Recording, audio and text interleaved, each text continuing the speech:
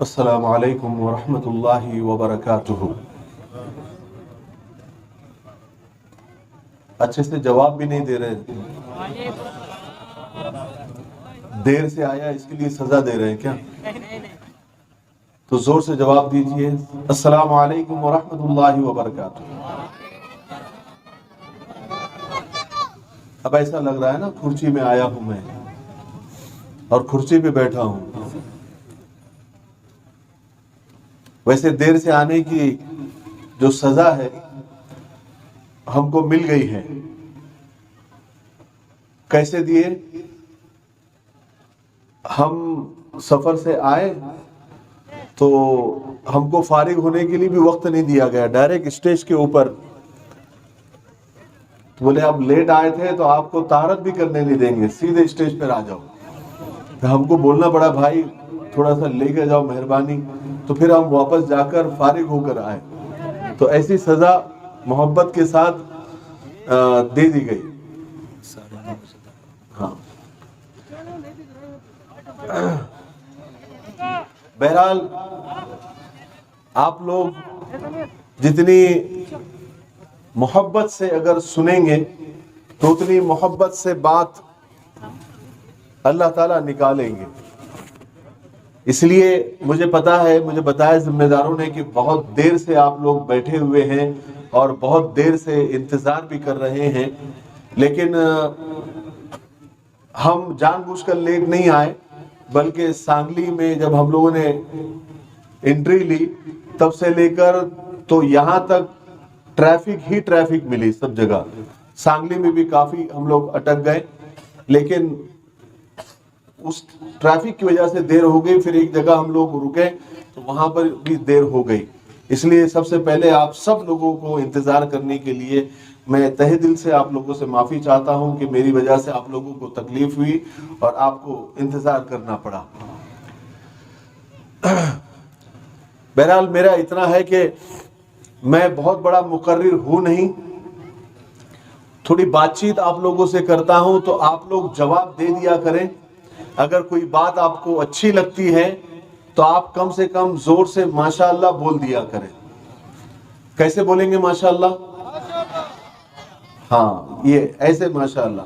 और सिर्फ सामने वाले ही माशाअल्लाह बोलेंगे कि पीछे वाले भी बोलेंगे? बोलो माशाअल्लाह। हाँ, ये प्रैक्टिस करा रहा हूं मैं ताकि आप लोग बार बार बोलते रहें, है ना। सबसे पहले अल्लाह तबारक व तआला के दरबार में 4 लाइनें कहकर मैं अपनी बात की शुरुआत करता हूं कि रुतबा भी मेरे सर को उसी दर से मिला, हालांकि ये सर भी उसी दर से मिला। लोगों को जो मिला वो मुकद्दर से मिला, मुझे तो मुकद्दर भी उसी दर से मिला। माशाअल्लाह बोलिए जोर से। ये थोड़े से अगर अहबाब खामोश हो जाए।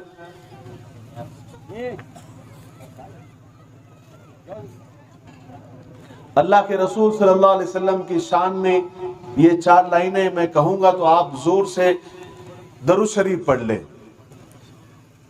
कि हर इब्तिदा से पहले, हर इंतहा के बाद जाते नबी बुलंद है, जाते खुदा के बाद दुनिया में एहतराम के काबिल है जितने भी लोग, मैं सबको मानता हूं मगर मुस्तफा के बाद।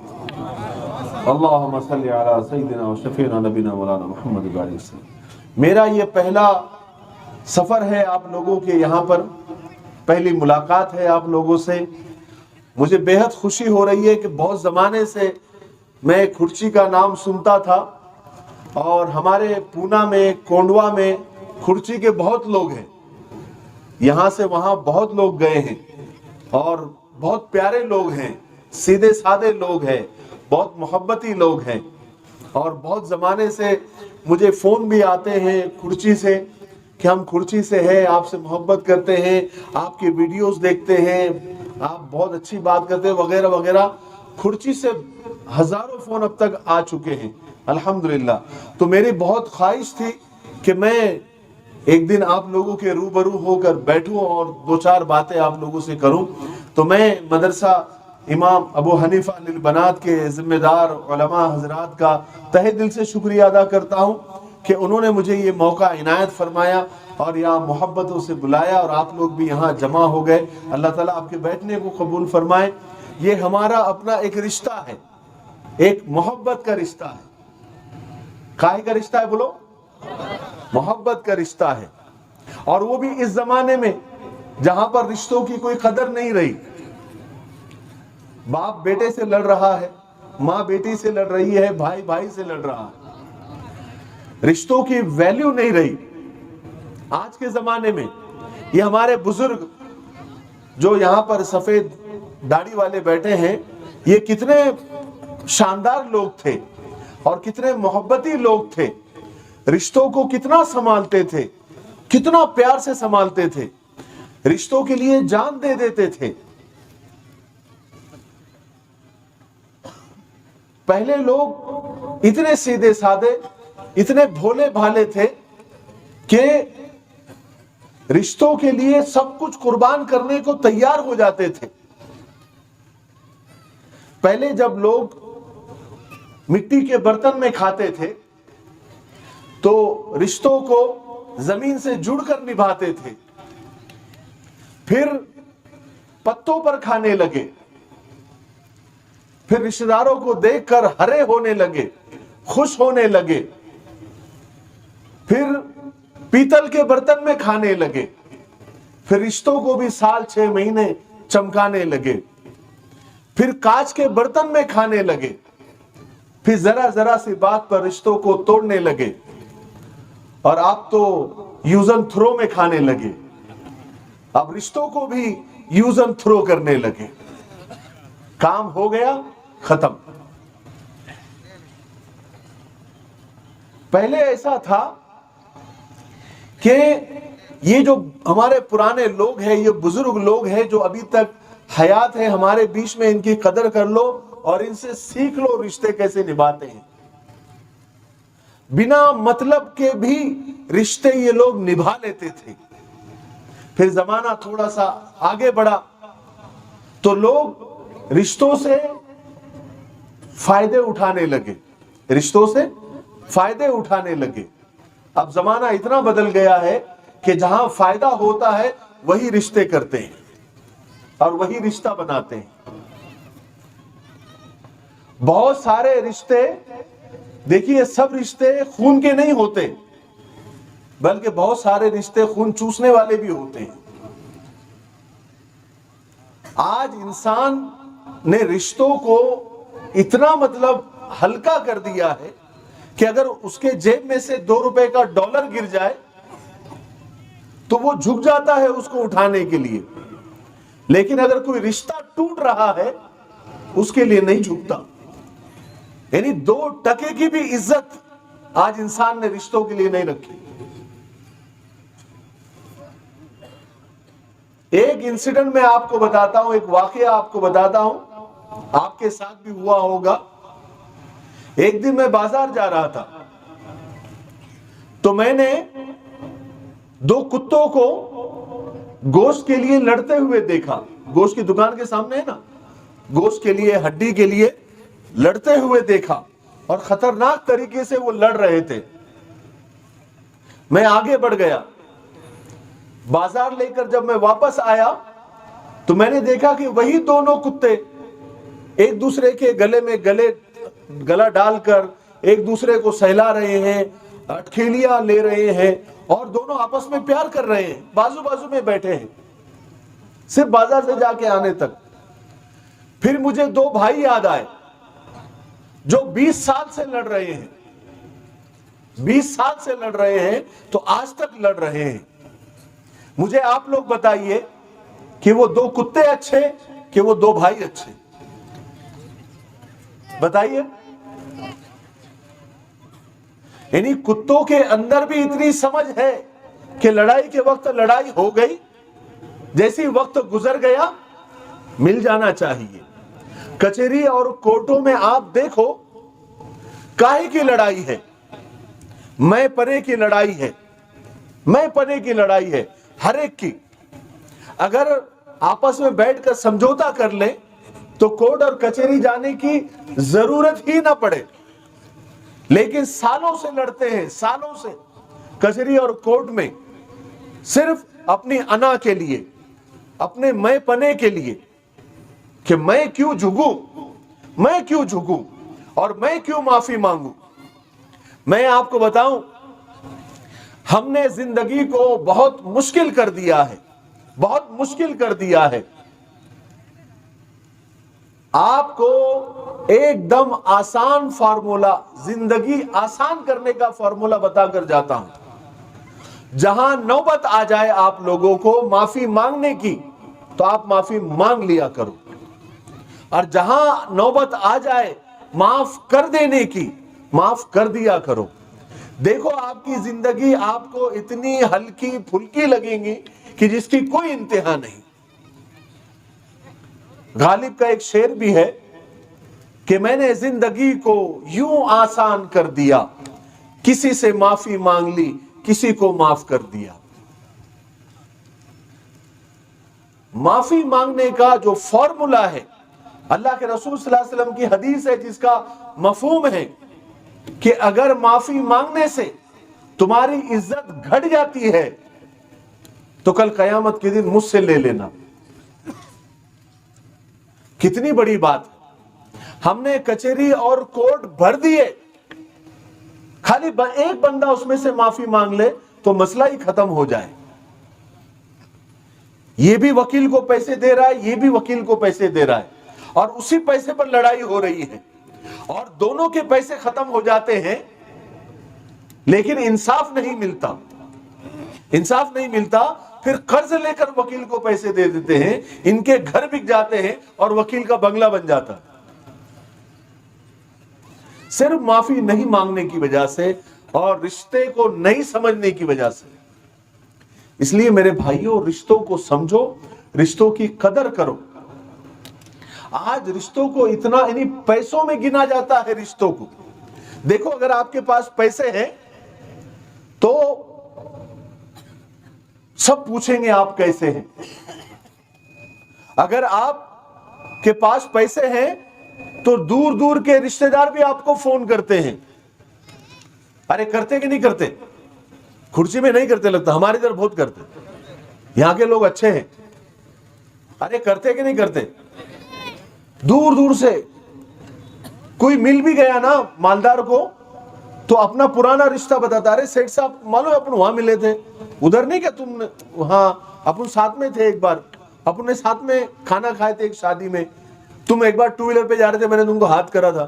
खामखा की पहचान बताते, क्यों? उसके पास पैसा है, मालदार है।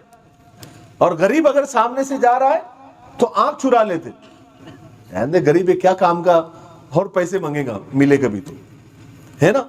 गरीब से जान चुराते हैं और सेठ साहब को अपने रिश्ते बताते हैं। यही हाल हो गया है। तो रिश्तों को पैसों में, माल और दौलत में नहीं तोलना चाहिए। रिश्ते बहुत कीमती होते हैं, रिश्ते बहुत कीमती होते हैं, और खास करके जो सगे रिश्ते होते हैं वो सबसे ज्यादा कीमती होते हैं। मेरे सोशल मीडिया पर 1.5 करोड़ फॉलोअर हैं। कितने? अरे बोलो, आप चेक कर सकते हैं, सब सोशल मीडिया प्लेटफॉर्म मिलाकर 1.5 करोड़ फॉलोअर है जो मुझसे मोहब्बत करते हैं। लेकिन अल्लाह ना करे, अल्लाह ना करे, अल्लाह सेहत याब रखे, अगर मैं आईसीयू में चला गया तो मेरे वही 4 जो रिश्तेदार है, मेरे सगे, मेरी बीवी, मेरे बेटे और मेरी बेटियां आईसीयू के बाहर खड़े रहेंगे। वो 1.5 करोड़ नहीं आने वाले। सही बात है कि नहीं? सही बात, अरे है कि नहीं सही बात? सही बात बोला करो ना फिर। हाँ, ये जो बाहर की दोस्तियां है, बाहर की यारियां है, ये बाहर के लोग हैं, ये तुम्हारे काम नहीं आने वाले। ये जो घर में है ना तुम्हारे, जिसके पास तुमको वक्त नहीं है देने के लिए, दोस्तों के साथ बैठकर काफी वक्त बिताते हैं, दोस्तों के साथ घूमने जाते हैं, दोस्तों के साथ चिल करते हैं, लेकिन घर में कभी बहन के साथ कभी वक्त नहीं देते, कभी भाई के साथ बैठते नहीं है, कभी माँ के साथ बैठते नहीं हैं, कभी बाप के साथ मीठी बातें नहीं करते हैं। कितने लोग ऐसे हैं जो ईद के अलावा अपने बाप के गले मिलते हैं? है कोई? बहुत कम, नहीं मिलेंगे।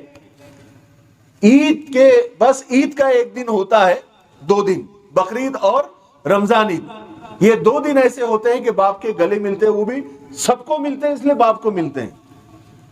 मुझे ऐसा लगता है कि बाप को गले मिलने के लिए ईद का इंतजार नहीं करना चाहिए। कितने लोग ऐसे हैं जिन्होंने अपने बाप से मिलकर यह कहा हो कि अब्बा मैं तुम्हारे से प्यार करता हूं? कहां है किसी बेटे ने? अरे कहां है क्या? अरे चलो सामने नहीं बोला, कभी मैसेज किया है अब्बा को? अब्बा सामने आके बोलने की हिम्मत नहीं होती, लेकिन मैं तुमसे बहुत प्यार करता हूं, बहुत मोहब्बत करता हूं, तुमने मेरे लिए बहुत कुर्बानियां दी है, मुझे पता है अब्बा। अरे एक मैसेज तो करके देखो। तुम्हारे अब्बा वो मैसेज पढ़ेंगे ना, उनके आंखों से आंसू निकल जाएंगे। नहीं, बाप को मोहब्बत नहीं जतलाते। अरे कभी मां को बोला है कि मां मैं तुझसे बहुत प्यार करता हूं, बहुत प्यार करता हूं, बहुत मोहब्बत करता हूं मां, तूने मेरे लिए बहुत कुर्बानियां दी है, मां तेरी जैसी कोई नहीं है? कभी मां को कहा है? कभी नहीं। हां, बाहर बोलते फिरेंगे दोस्त लोगों को जो धोखेबाज होते हैं, मतलब परस्त होते हैं, इब्नुल वक्त होते हैं, उनको जाके बोलेंगे यार क्या मैं तेरा दोस्त है ना, तेरे से मोहब्बत है मुझे।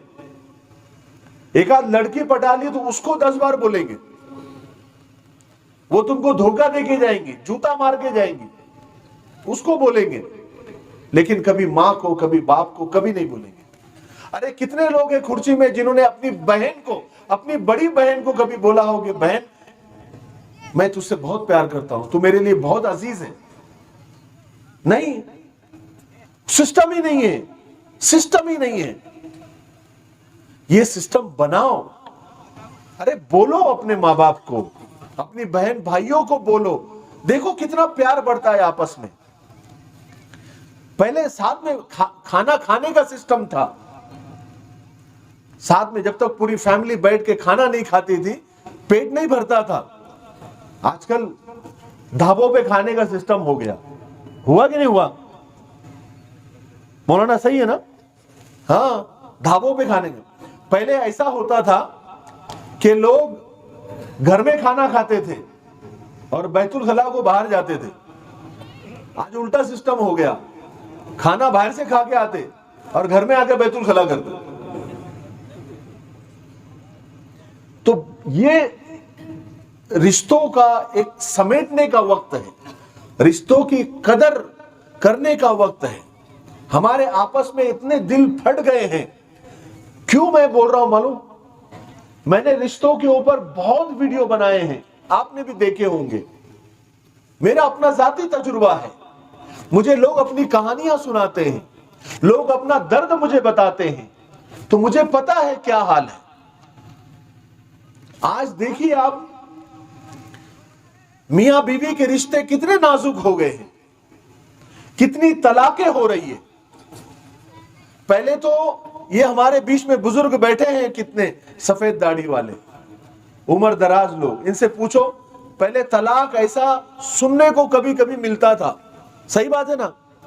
और हुई भी तलाक तो ऐसी 10 साल की शादी, 15 साल की शादी, 20 साल की शादी।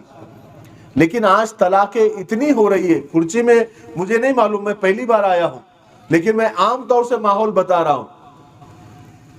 6-6 महीने में तलाक, 1-1 साल में तलाक, 2-2 महीने में तलाक, 1-1 महीने की मुतल्लका, यहां तक कि मैं आपको बताऊं 1 दिन की भी मुतल्लका है, 1 दिन की भी। हमारे यहां पर एक बंदे ने पहली रात को ही तलाक दे दिया बीवी को, दुल्हन को, पहली रात में। क्यों? उसका घूंघट उठाया और घूंघट उठाने के बाद उसके बाल देखे तो थोड़े घने नहीं थे, थोड़े हल्के थे। क्या थे? थोड़े हल्के थे। तो उसको यह लगा उसने रीजन ये बताया कि ये बाल क्यों नहीं बताए तुमने पहले कि तुम्हारी बेटी के बाल हल्के हैं, आगे चल के तो इसके बाल पूरे खत्म हो जाएंगे, ये तो टकली हो जाएंगी, इसके लिए तलाक। एक रात की दुल्हन को तलाक दे दिया। ये रियल वाकया है, कहानी किससे नहीं सुनाता हूं मैं, रियल वाकया है। एक शौहर ने अपनी बीवी को सिर्फ इसलिए तलाक दे दिया कि वो घर में घुसा, और घर में घुसने के बाद उसने झूठे बर्तन वॉश बेसिन पर देखे और तलाक दे दी। बोले ये क्या ढंग है, बेढंगापन है। एक नौजवान ने अपनी बीवी को इसलिए तलाक दी कि उसको सिर्फ मैगी बनाने आती थी, दूसरा कुछ नहीं बनाने आता था, दे दी तलाक। अजीब माहौल हो गया है। अरे तलाक कोई आसान काम है? शादी कोई मुंह बोलते ना गुड्डा गुड्डी का खेल है? इतनी तलाकें दे रहे। मैं आपको बताऊं, इतनी तलाकें शहरों में बता रहा हूं, यहां का मुझे पता नहीं, लेकिन शहरों में इतनी तलाकें हो रही है कि शादी के लिए हॉल लेना पड़ता ना, ऐसे अगर तलाक के लिए हॉल लेना पड़ता तो शादी के लिए हॉल नहीं मिलता। इतना बुरा हाल हो गया। अच्छा, अपने नौजवानों का भी बहुत बुरा हाल है।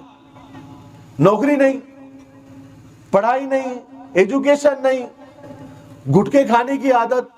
कितने नौजवानों को गुटखे खाने की आदत है, दांत पीले पड़ रहे हैं, गाल पिचके हुए, आंखें धसी हुई, शक्ल न सूरत। लेकिन लड़की देखने का टाइम आएगा तो उसको कटरीना कैफ मांगता, 10-10 लड़कियां देखता, 15-15 लड़कियां देखता। ना कारोबार का पता है, ना कोई तनख्वाह है, ना कोई ढंग की नौकरी है, कुछ भी नहीं, लेकिन लड़की एकदम चांद जैसी मांगता। 10-10। एक नौजवान ने मुझे बताया और बड़े फख्र के साथ बताया, बात बात में कितनी लड़कियां उसने देखा होगा और रिजेक्ट किया होगा, आप अंदाजा लगाइए।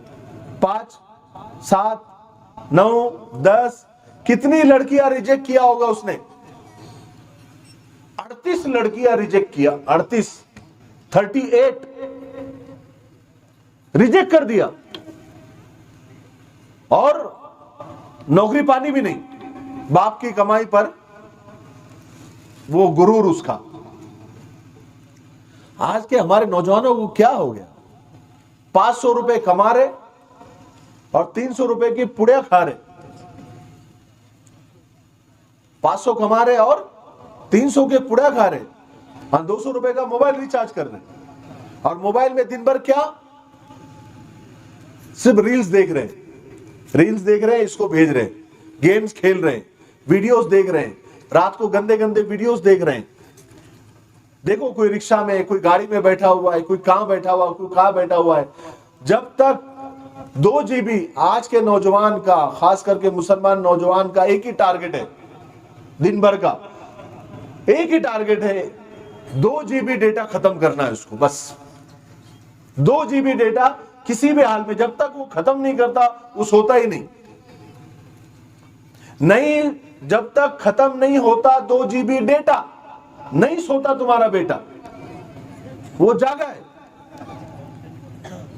और तुम्हारे बेटे के स्टेटस तो देखो, स्टेटस देखेंगे, घर, नौकरी नहीं, घर भाड़े का कर्जा चढ़ा हुआ है, बाप लोन दे दे के उसका बुरा हाल हो गया, लेकिन बेटे के स्टेटस देखो, अरे एकदम शेर वाले, खतरनाक म्यूजिक वाले, काट डालेंगे, फाड़ डालेंगे, मार डालेंगे, चीर डालेंगे, सब ऐसे जे। एक नौजवान ऐसा सुक्का सुक्का एकदम, ऐसे गाल पिचके हुए, आंख धसी हुई, सिंगल पसली का टी-शर्ट पहना हुआ, ऐसा लग रहा है कि टी-शर्ट सूखने को डाला हुआ है उसके आंख पे, लेकिन उसका स्टेटस कैसा? हम वहां खड़े होते हैं जहां मैटर बड़े होते हैं। हालांकि उसकी हालत देख के ऐसा लगता है कि सबसे पहले यही भाग खड़े होते हैं जहां मैटर बड़े होते हैं। 4 दिन पहले एक नौजवान का मैंने स्टेटस देखा, अभी अभी सुधरा हूं, उंगली मत करना। उसको कौन उंगली कर रहा? कुछ भी घर खुद का नहीं है, और स्टेटस पे क्या, शेर का घर नहीं होता, शेर का जंगल होता है। तो जंगल में जाना बाबा, यहां क्या रह रहा भाड़े घर में। स्टेटस खतरनाक, स्टेटस खतरनाक, हाँ बहुत जबरदस्त। मेरे भाइयों, मैं ये समझाना चाहता हूं हमारे नौजवानों को कि क्या हो गया आप लोगों को। आज आपको मालूम है दूसरी कौमों के जो नौजवान हैं, 15 साल के, 16 साल के, 18 साल के, 20 साल के, 22 साल के नौजवान, ये जो मोबाइल में 2 GB डेटा खत्म करते हैं ना आप लोग, वही 2 GB डेटा वो नौजवान सही इस्तेमाल करके उस पर लाखों रुपए कमा रहे हैं, लाखों रुपए कमा रहे हैं घर बैठे। मैं ऐसे आपको अंडर 18 यानी 18 साल की कम उम्र के बच्चे आपको सोशल मीडिया पर बता सकता हूं, जिन्होंने सिर्फ मोबाइल का सही इस्तेमाल करके, कोई 50,000 महीना कमा रहा है, कोई 60,000 रुपए कमा रहा है, कोई 1 लाख रुपए कमा रहा है। कुछ भी नहीं करना होता है, सिर्फ आपका दिमाग जो है ना, ये गंदे वीडियोस देखने से निकालना होता है, फालतू की वीडियो शेयर करने से निकालना होता है, और फालतूगिरी गेम्स खेलने से अपना दिमाग निकालो, और यही 2 GB डेटा आप उसका सही इस्तेमाल करो। आप याद रखो, आप मोबाइल पर कुछ भी देख रहे हो, कुछ भी, चाहे वीडियो हो, चाहे फोटोज हो, कुछ भी, आप मोबाइल पर कुछ भी देख रहे हो तो कोई ना कोई आपके जरिए पैसे कमा रहा है, किसी ना किसी को पैसे मिल रहे हैं आपके देखने से। आप मेरे भी वीडियो देखते हैं, मुझे पैसे मिलते हैं। तो मोबाइल पर जब आप कुछ भी देख रहे हैं, चाहे आप वीडियो देख रहे हैं, चाहे आप गेम्स खेल रहे हैं, चाहे आप कोई मजमून पढ़ रहे हैं, कोई आर्टिकल पढ़ रहे हैं, कोई फोटोज देख रहे हैं, तो कोई ना कोई पैसे कमा रहा है। तो मैं नौजवानों से बोलना चाहता हूं, आप क्यों नहीं पैसे कमा सकते? आप क्यों नहीं कमा सकते पैसे? आप भी कमा सकते हैं। देखो, बहुत सारे लोग आपको बोलेंगे मोबाइल फितना है, मोबाइल फितना है। मोबाइल फितना नहीं है, मोबाइल फितना नहीं है, मोबाइल का गलत इस्तेमाल फितना है। अरे ये जादुई डब्बा है, किसी के लिए ये दुकान है, किसी के लिए कारखाना है, किसी के लिए कंपनी है, किसी की पूरी दुनिया है। मेरा पूरा खानदान इसके ऊपर चलता है, अल्लाह ने इसको जरिया बनाया है, समझे ना, पूरा जरिया बनाया है इसको, पूरा खानदान इसके ऊपर चलता है। मेरी बहनें भी इस पर से पैसा कमा रही है, मेरी बेटियां भी पैसे कमा रही है, मैं भी कमा रहा हूं, सिर्फ सही इस्तेमाल करके। हजारों तरीके। पहला जमाना था कि पैसे कमाने के लिए खड्डे खोदने पड़ते थे, पहाड़ तोड़ने पड़ते थे। आज वो करने की जरूरत नहीं है। आज टेक्नोलॉजी का जमाना है, तकनीक का जमाना है, दिमाग लगाओ और पैसे कमाओ। बहुत सारे लोग आपको बोलेंगे पैसा बहुत बुरी चीज है, पैसा बहुत बुरी चीज है। उसको बोलो पैसा बहुत बुरी चीज है तो दे दो तेरी जेब में के मुझे, देखो देता क्या। जो ये बोल रहा है ना कि पैसा बहुत बुरी चीज है, पैसा बहुत बुरी चीज है, उसको बोलना ला पैसा मैं मुझे दे दे। इतना बुरा है ना, जेब में क्यों लेके घूम रहा है, वो बोलेगा नहीं। बड़े बड़े महात्मा संत आ जाते, बड़े बड़े महात्मा और संत आ जाते हैं, बड़े बड़े महात्मा और संत आ जाते हैं। ये पैसा मोह माया है, पैसा कुछ भी नहीं है, ये बोलने की भी पैसे लेते हो। अरे बात समझ रहे ना मेरी? मैं ना बहुत काम की बात करके जाने वाला हूं आप लोगों के पास। मैं कोई लच्छेदार मुकर्रिर नहीं हूं, मैं वो चीज आपको देकर जाऊंगा कि आप बाद में सोचते रहना। तो आप मोबाइल का सही इस्तेमाल करके उससे आप दीन की नॉलेज भी ले सकते हैं, दुनिया की नॉलेज भी ले सकते हैं। मोबाइल में क्या नहीं मिलता आपको, मिलता है कि नहीं मिलता? मैं आपको एक हजाम का वाकया बताता हूं। एक हजाम लॉकडाउन से पहले पूना में आया, कहां से? बिहार से। एक चिट्ठी लेके आया, उसके ऊपर सिर्फ जो है ना, उसको पूना का एड्रेस था सिर्फ। नौजवान समझ रहे हैं? नौजवान भाई भाई भाई बात, ये चिट्ठी लेके आया बिहार से। आकर उसने देखा कोई उसको काम पे नहीं लिया, कोई उसको काम पे नहीं लिया। तो उसने क्या किया, व्हाट्सएप पर लोगों को मैसेज करना शुरू किया। एक मैसेज बनाया और अपने व्हाट्सएप पे ग्रुप में मैसेज करना शुरू किया कि भाई जिसको भी हजामत बनानी है, जिसको भी दाढ़ी बनानी है, जिसको भी टकला करना है, जिसको भी मतलब जो भी हजामत का काम है, जो ब्लीचिंग होता है, जो भी होता है, मैं घर में आके करके जाऊंगा और पैसे उतने ही लूंगा जितने दुकानदार लेता है, बल्कि 10 रुपए कम लूंगा। ये उसने मैसेज करना शुरू किया। और आजकल तो सब होम डिलीवरी का जो है जमाना है ना, होम डिलीवरी का जमाना है कि नहीं भाई। तो लोगों ने बुलाना शुरू किया उसको, कोई दाढ़ी के लिए बुला रहा है, कोई जो है ब्लीचिंग के लिए बुला रहा है, कोई फेशियल के लिए बुला रहा है, कोई टकला करने के लिए बुला रहा है। उसको जो है सिर्फ 6 महीने के अंदर उसको 10-12 आदमी गांव से और बुलाना पड़े। आज पूरे पूना में सिर्फ 3 साल के अंदर उसकी 12 दुकानें हो गई, सिर्फ मोबाइल का सही इस्तेमाल करके, सिर्फ मोबाइल का सही इस्तेमाल करके। मेरे भाइयों, ऑनलाइन का जमाना है और पैसा बुरी चीज नहीं है। मैं आपको बता रहा हूं, आप बताइए, हर काम के लिए पैसा लगता है कि नहीं लगता है? मस्जिद बनाने के लिए पैसा, चंदा मांगने वाले क्या मांगते हैं? पैसा मांगते हैं ना। मस्जिद बनाने के लिए भी पैसा लगता है, मदरसा बनाने के लिए भी पैसा लगता है, खानका बनाने के लिए भी पैसा लगता है। हर चीज को, कौन सी चीज फुकट में आती है बताइए?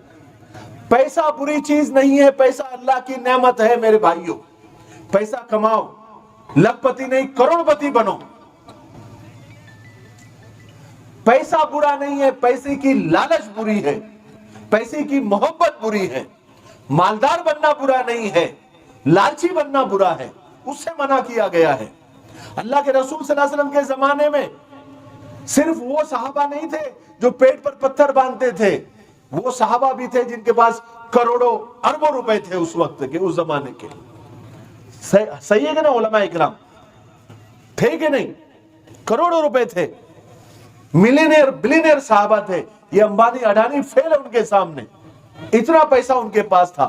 जैसे अल्लाह के रसूल सल्लल्लाहु अलैहि वसल्लम रोजाना मस्जिद जाते थे, ऐसे रोजाना बाजार जाते थे। अल्लाह के रसूल सल्लल्लाहु अलैहि वसल्लम के पास कोई परेशान आया कोई, तो उसको वजीफा नहीं बताया, उसके हाथ में कुल्हाड़ी दी कि जहां जंगल में जाकर लकड़ियां काट और इसकी तिजारत कर। आदम अलैहिस्सलाम से लेकर हुजूर पाक सल्लल्लाहु अलैहि वसल्लम तक जितने भी अंबिया आए सब ताजिर थे, बिजनेसमैन थे कि नहीं? अरे थे कि नहीं? बोलो ना हाँ कि नहीं। जितने सहाबा थे सब क्या थे? सब बिजनेसमैन थे, सब ताजिर थे। नौकरी का मशवरा किसी ने नहीं दिया। नौकरी गुलामी कहा जाता था और अल्लाह के रसूल सल्लल्लाहु अलैहि वसल्लम ने गुलामों को आजाद करने पर फजीलत बताई है, नौकरी से आजादी। और उसी गुलामी को आज नौकरी बोलते हैं। गुलाम का मतलब नौकर। और आज लोग पढ़ रहे हैं गुलाम बनने के लिए। काय के लिए पढ़ रहे? ताकि मैं अच्छा पढ़ूं और अच्छी नौकरी लग जाए। मैं ये कहना चाहता हूं, आप पढ़िए, जरूर पढ़िए, लेकिन नौकरी करने के लिए नहीं, बिजनेस करने के लिए, तिजारत करने के लिए। नौकरी का इतना ही पैसा आता है, मोच के खाना और मोच के बैतुल खला करना गिन के, वो काम नहीं। बिजनेस कीजिए, चाहे कबाड़ का बिजनेस कीजिए, लेकिन तिजारत कीजिए। एक दिन अल्लाह तुमको ऊंचाइयों पर पहुंचाएगा। जितने भी अल्लाह वाले गुजरे हैं सब ने बिजनेस किया है, तिजारत की है। हम तो कोई हमसे पैसा मांगता है तो हम क्या बोलते हैं? मेरे क्या जहाज चल रहे क्या? लेकिन गौसे आजम रहमतुल्लाह अलैह के जहाज चलते थे, जहाज चलते थे। चलते थे कि नहीं चलते थे? अरे सही है कि नहीं? जहाज चलते थे। उन्होंने, वो बहुत बड़े बिजनेसमैन थे, बहुत बड़े ताजिर थे, लेकिन अल्लाह को नहीं भूले। वो अल्लाह को नहीं भूले। अल्लाह को कोई ऐसा समझता है अच्छी तिजारत करना, हलाल की कमाई कमाना, हलाल की कमाई कमाना ये भी इबादत है। उलमा की हाजिरी में बोल रहा हूं, किसी को एतराज है तो बोले। क्या हलाल की कमाई इबादत नहीं है? हलाल कमाना इबादत है। और जब आपका जेब भरा होगा ना, जब आपका जेब भरा होगा तो आपको इबादत में मजा आएगा। लोग बोलते हैं कि पैसा पैसा आ जाता है, पैसे से खुशियां नहीं खरीदी जा सकती। क्या किया हुआ हम लोगों ने, हमारे लिए ऐसे एग्जाम्पल गलत गलत सेट करके रखे हुए हैं कि पैसे से खुशियां नहीं खरीदी जा सकती। आज के जमाने में 90% खुशियां पैसों से खरीदी जा सकती है, सिर्फ 10% ऐसा है कि जिस पर पैसों का बस नहीं चलता। 90% खुशियां पैसों से खरीदी जा सकती है कि नहीं सही? पैसा लगता है, इसलिए पैसा कमाइए, पैसा कमाना जरूरी है। हमारी कौम को असल में पैसा बनाने के लिए, शायद मैं पहला मौलवी हूंगा जो आके आपको बोल रहा हूं कि पैसा कमाओ करके, शायद मैं पहला हूंगा, जहां तक मुझे अंदाजा है कि मैं आप लोगों को बोल रहा हूं कि पैसा कमाओ, मोहताज मत बनो। आज इतनी बुरी हालत हो गई कि हमारे घर में एक बीमार पड़ जाता है तो पूरा घर रास्ते पे आ जाता है, 2 बीमार पड़ते हैं तो पूरा खानदान रास्ते पे आ जाता है, पैसे ही नहीं होते।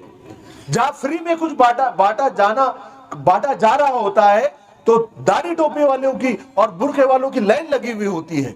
कभी सरकारी दवाखानों में जाकर देखो, कभी चैरिटेबल जो है डायग्नोसिस सेंटर में जाके देखो, सब दाढ़ी वाले बुरखे वाले। जहां फ्री का कुछ बढ़ रहा है सबसे ज्यादा फकीर, सबसे ज्यादा हमारे फकीर, सबसे ज्यादा हमारे भिखारी, सबसे ज्यादा हमारे। हमारा अलग ही एटीट्यूड है। पैसा आ गया तो सबसे पहले टोपी निकल जाती है, ये कुर्ता निकल जाता है, कोट पैंट टाई आ जाती है, और जैसे गरीब हो जाते हैं, फकीर हो जाते हैं, भिखारी हो जाते हैं, लंबा जुब्बा आ जाता है, दाढ़ी टोपी आ जाती है। यानी फकीर बनना हो तो मुसलमान और मालदार बनना हो तो यहूदी बन जाओ। अलग ही तरीका है हमारा। मेरे भाइयों, आज अगर हमको वाकई में ये एक भ्रम फैलाया जा रहा है कि आपकी लड़ाई फलानी कौम से है, फलाने मजहब से है, इससे है, उससे है, वो दुश्मन है, ये दुश्मन है, मैं आपको साफ बताना चाहता हूं, हमारे सिर्फ 2 ही दुश्मन हैं, एक हमारी जहालत और एक हमारी गरीबी। जहालत को खत्म करो, अपने बच्चों को पढ़ाओ और आखिर तक पढ़ाओ, दीन की तालीम के साथ साथ उनको दुनिया की भी तालीम दो।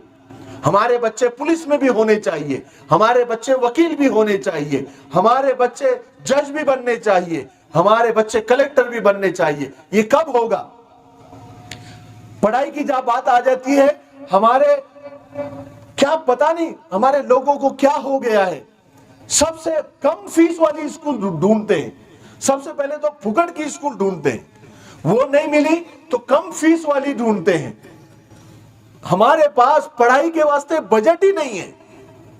हाँ, वलीमा करने के वास्ते बजट है, शादी में ढोल ताशा बजाने के लिए बजट है, बर्थडे मनाने के लिए बजट है, लेकिन पढ़ाई के लिए बजट है ही नहीं हमारे पास। मैं आप लोगों से कहना चाहता हूं, शादी वलीमे के बजट मत बनाइए, सादगी के साथ कीजिए और अपने बच्चों की तालीम का बजट बनाइए।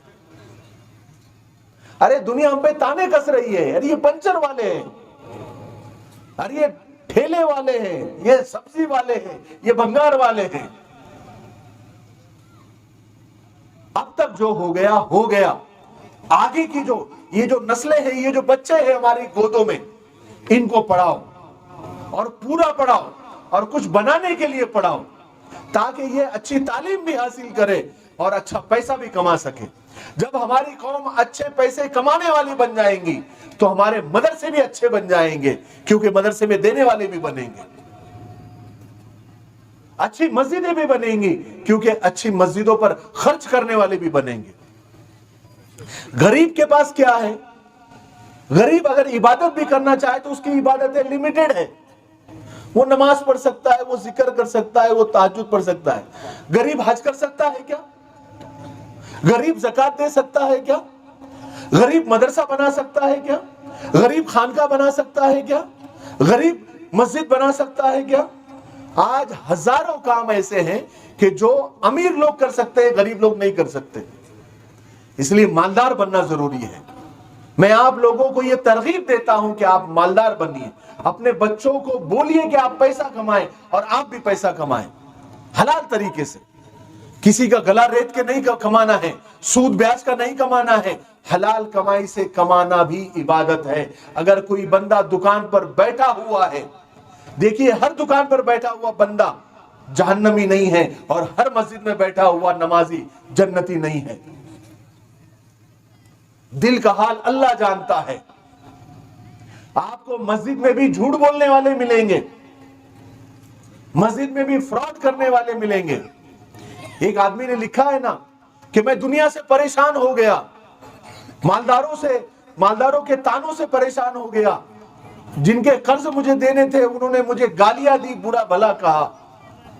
और जब मैं सोचा कि मैं मस्जिद जाकर अल्लाह से रो रो कर मांगूंगा, नमाज पढ़ूंगा, जब मस्जिद में आया तो जितने मुझे सताने वाले थे वो सब पहली सफ के नमाजी थे। और आजकल जो है ना मसला ऐसा हो गया है कि आजकल लड़कियां भी वही लड़के तलाश कर रही है जो कमाने वाले हो। और अगर कोई तुमसे ये सवाल करता है ना तुम्हारा बच्चा कितना कमाता है, ये उनका वाजिब सवाल है, ये गलत सवाल नहीं है। देखिए हमको ये हुक्म है ना कि माल मत देखो, हसब नसब मत देखो, खूबसूरती मत देखो, क्या देखो? दीनदारी देखो। सही बात है ना, दीनदारी देखो। तो क्या किसी लड़के का कमाई देखना, हलाल वो कितना कमाता है, ये पूछना क्या बेदीनी है? बताइए, बेदीनी है? अगर कोई पूछ रहा है कि आपका बच्चा कितना कमाता है, यानी हलाल की उसकी कितनी कमाई है, तो ये कोई बेदीनी है? हलाल का कमाना बेदीनी है? नहीं, पूछना पड़ेगा कितना कमाता है। और दीनदारी बोले तो क्या? अगर मैंने दाढ़ी रख लिया, अगर मैंने जुब्बा पहन लिया, सिर्फ ड्रेस कोड पहनने से क्या मैं दीनदार हो गया? अगर कोई ये बच्चे को, अभी ये बंदा बैठा है, इसको मैं पुलिस का वर्दी पहना दूं तो ये पुलिस हो जाएगा, इनको वकील का ड्रेस पहना दूं वकील हो जाएगा। मैंने ये ड्रेस पहन लिया तो क्या मैं दीनदार हो गया? अरे दीनदार कौन है, बेदीन कौन है? दुनिया में इसका फैसला कोई नहीं कर सकता, ये सिर्फ कयामत के दिन फैसला होगा कौन दीनदार है और कौन बेदीन है। इसलिए अगर कोई अपनी बेटी के लिए रिश्ता देख रहा है तो सिर्फ कपड़े देखकर मत करो। मैं आपको ऐसी हजारों मिसालें दे सकता हूं जिनको सिर्फ कपड़े और दाढ़ी टोपी देखकर लोगों ने बेटियां दी और उन्होंने धोखा कर दिया। ऐसे ही आपको सिर्फ पैंट और टी शर्ट और एकदम हाई फाई देखकर आपको नहीं देना है। ऐसे भी हजारों मिसालें हैं कि पैंट शर्ट वालों ने भी बेटियों को धोखे दिए। आपको हकीकी देखना है कि वाकई में ये कितना कमाता है। शहरों में तो ये मामला हो गया है कि वो लड़की आजकल जो है ना मानती नहीं, वो पहले उसकी कमाई देखती, उसका घर देखती, उसके बाद वो बिहा करती, क्योंकि बाद में बहुत परेशानियां हैं, बहुत दिक्कतें होती है। अल्लाह माफ फरमाए। इसीलिए मैं कहा करता हूं कि आज की लैला नहीं थामती किसी गरीब का हाथ। मजनू को अगर इश्क है तो पैसे कमाना सीखे। मैं आप सबको ये नसीहत करके जाना चाहता हूं कि ये दो चीजों पर हमको मेहनत करनी है। ये दो चीजों कौन सी बोलो? अरे बोलो ना, कुछ समझे कि नहीं? दो चीजों पर मेहनत करनी है, एक जहालत और एक गरीबी। ये दो चीजों को हमारे अंदर से खत्म करना है। आप देखो, पैसा कमाओ, पैसे वाले मुसलमानों से किसी को परेशानी नहीं है। जा जाकर गले मिल रहे अंकल, अरे जा के गले मिल रहे ना पैसे वाले मुसलमानों से, अरे मिल रहे हैं, सबसे रिश्ते अच्छे बना रहे अंकल। क्यों? उनके पास पैसा है। उनका जुब्बा तो हमारे से भी लंबा है। अरे उनका जुब्बा हमारे से भी लंबा है कि नहीं? उनकी भी दाढ़ियां है, वहां भी मस्जिदें हैं, वहां भी सब कुछ है, लेकिन अंकल सबको झप्पियां पा रहे हैं। क्यों? कि वो मालदार मुसलमान है। माल आएगा, एजुकेशन आएगा, आज के जमाने में आपकी भी इज्जत होगी। आई बात समझ में? हाँ, गरीब मत बनिए। देखिए मैं हमेशा कहा करता हूं, मैंने वीडियो भी बनाए कई इसके ऊपर, अगर आप गरीब पैदा हुए ये आपकी गलती नहीं है, लेकिन आप गरीब मर रहे हैं तो ये आपकी गलती है। आई बात समझ में? अरे बात समझ में आई कि नहीं भाई? अरे जरा हाँ तो बोलो। हाँ, इसलिए मेरे भाइयों बहनों बुजुर्गों दोस्तों हाथ जोड़कर आप लोगों से गुजारिश कर रहा हूं कि अपने बच्चों को पढ़ाइए, एक वक्त फाका कीजिए, एक वक्त खाना मत बनाइए, कोई मरेगा नहीं, लेकिन अपने बच्चों को अच्छी स्कूलों में पढ़ाइए, स्टैंडर्ड स्कूलों में पढ़ाइए।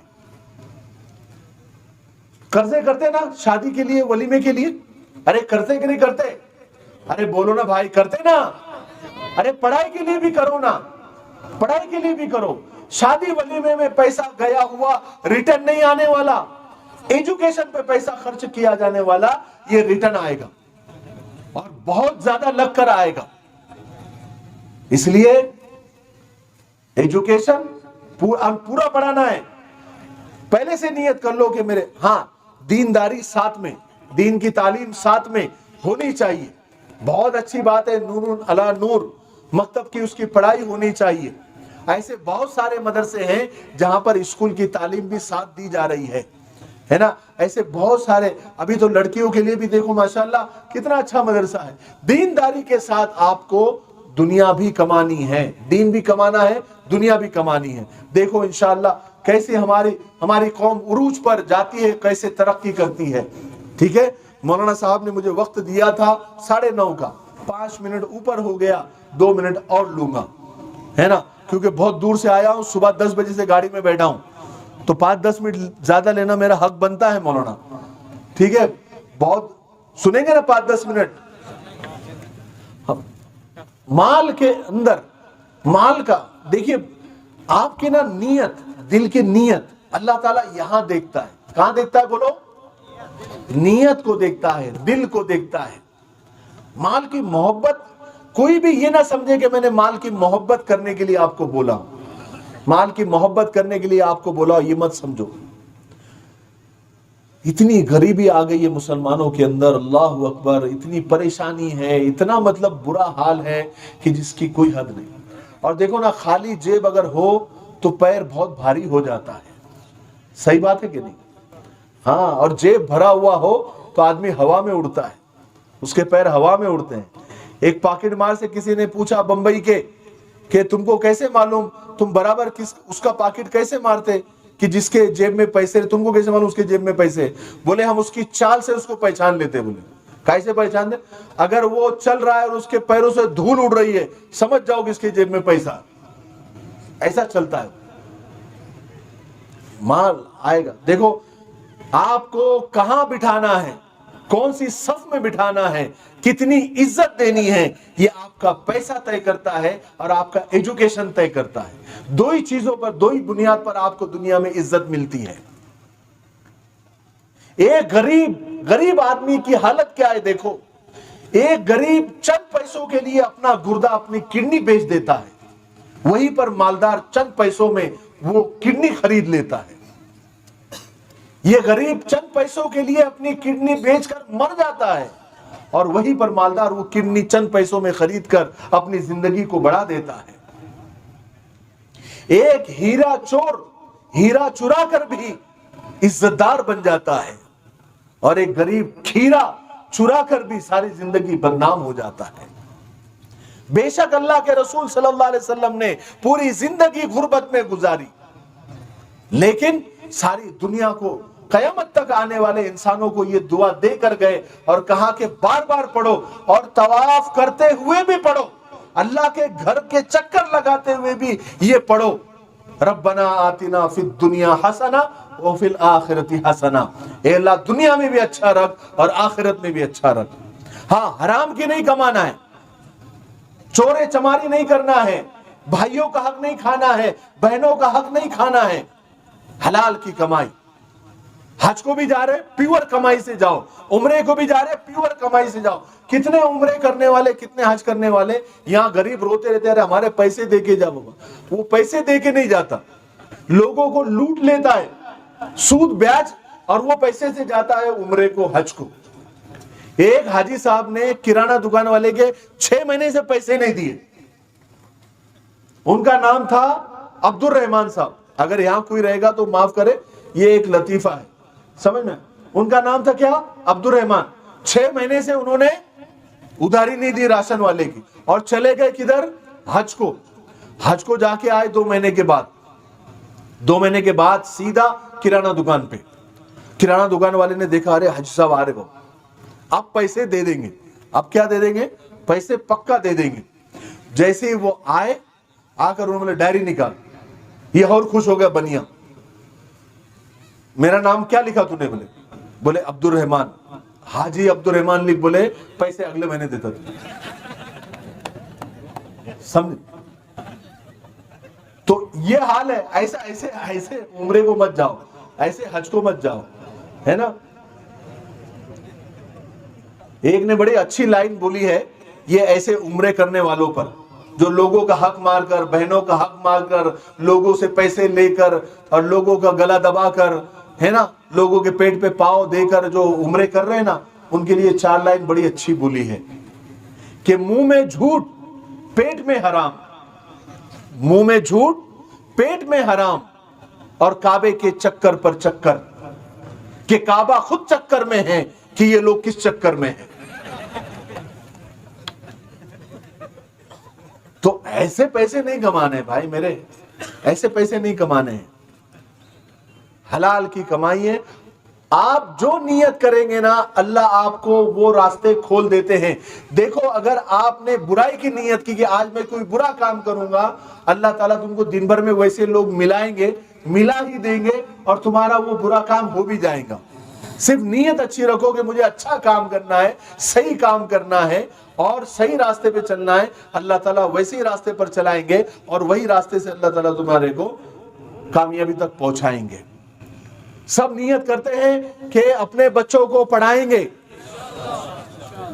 और कहां तक पढ़ाएंगे? कलेक्टर तक पढ़ाएंगे, कलेक्टर बनने तक पढ़ाएंगे, जज बनने तक पढ़ाएंगे, कमिश्नर बनने तक पढ़ाएंगे, साइंटिस्ट बनने तक पढ़ाएंगे, दीनदारी के साथ, दीनी तालीम के साथ, चाहे घर में फाका हो जाए पढ़ाएंगे। और अपने निकम्मे बच्चों को अभी से डांट लगाओ, डांट लगाओ और उसको बोलो कि कमाना है। और कितना कमाना है? अज़ाइम करो। अज़ाइम भी नहीं करते ना हम।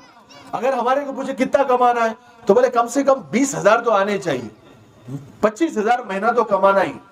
अरे बाबा, ऐसे से 25,000 कभी दिन में दिमाग में ना तो 5,000 भी नहीं आएंगे।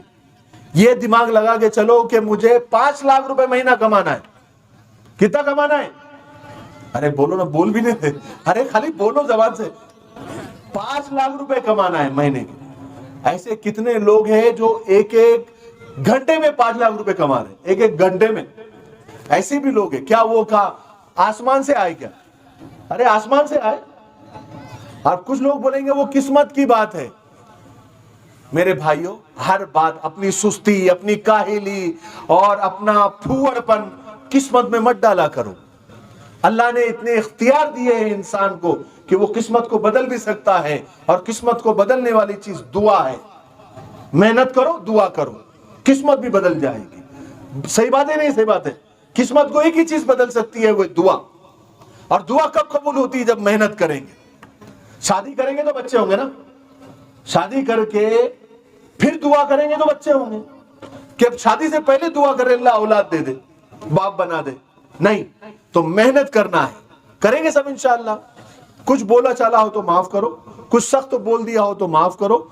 स्टेज वाले भी जिन लोगों ने मुझे बुलाया, अगर कुछ बोलने में मेरी बात सिर्फ एक बार आप लोग हाथ उठाकर ही बता दे कि हम आपकी बात से सहमत है, आपने जितनी बातें बताई वो सही है।